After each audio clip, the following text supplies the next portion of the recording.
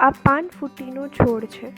પાનફૂટીને સંસ્કૃતમાં પર્ણબીજ પણ કહેવામાં આવે છે, કારણ કે તેના પાનમાંથી નવો છોડ ઉગે છે.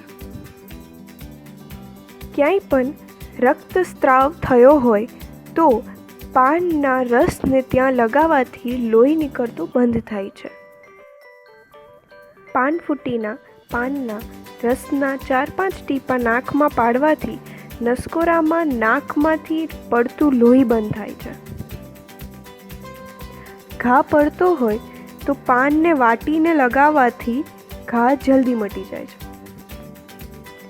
પાનફૂટીના પાન પથરીમાં બહુ ફાયદા કરે છે. પાનફૂટીના પાનનો રસ સવાર સાંજ પીવાથી પથરીનો નિકાલ થાય છે. એટલે આ વનસ્પતિ બહુ જ ફાયદાકારક છે.